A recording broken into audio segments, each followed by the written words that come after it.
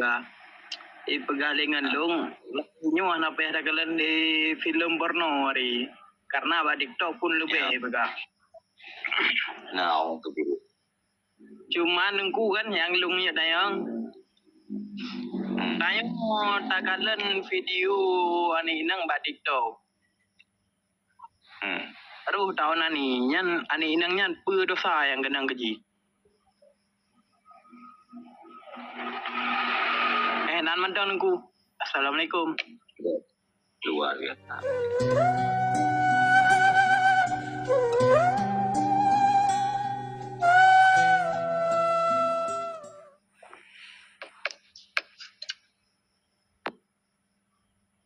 Assalamualaikum nunggu. Waalaikumsalam Bang Najah. Ya, dongnya ada yang baju nunggu kan? Ya, jangan. Tak bantu. Karena kan ngandung begah. Ay babak gede ya. Pegalingan dong. Nyo anak pera kalian di film porno hari. Karena ba TikTok pun lebih begah. Nah, untuk itu. Cuman engku kan yang lungnya tayang. Tayang takalan video ani inang ba TikTok. Aduh tahun ani nyan ani inang nyan dosa yang genang keji. Nan mantan engku. Assalamualaikum. Luar biasa. Ya.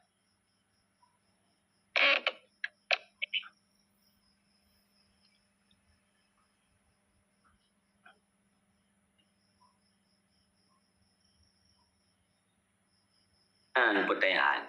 Ini adalah pertanyaan sebuah kejujuran yang terjadi realita hari ini. Pertanyaan ni, kiban hukum kalian aurat kau batito, haram hukum ni. Dan punya budak syahwat yang juga haram. Leh takalan ji kedua ruh ta'ona ni. Yang kita yang berdosa, sinang yang pun berdosa. Maka cukup balik hakai itu. Man wate ku pegah tentang lu enggak ha wate ku pegah nya raya resiko buat kemenan haram jadahai raya resiko korban go man te ku pegah tentang enggak ha kaje kau bah ke dia pelihai kathik nyam buat kan le tak korban go bi wate ka pika kayu meni kan korban go Kemungai hana pungai ku ilung ko akah yang nyambut ke. Tetapi wate ka pebut menang korban kau yang lain. Kaji ka piau ke di kathipnya. Oh hana senang ke kakapung you kuno nak tabahat. Up you kuno. You kuno nak pe kuno bawa. Putra maksudkah? Putra keinginan awakah? Kapika-pika ini engkau ini batito.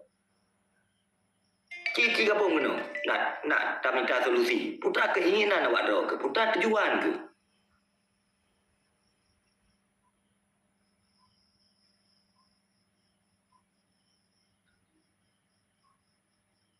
Na'udzubillah. Maka kesimpulan yang pedih aurat yang lebih berat dosa.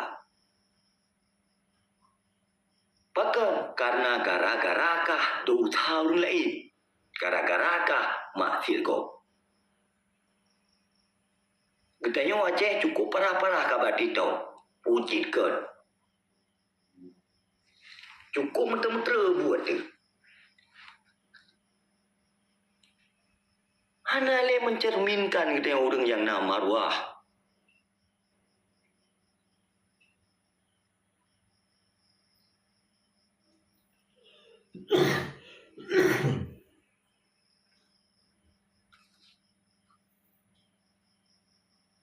Aceh jinokarili katali maruana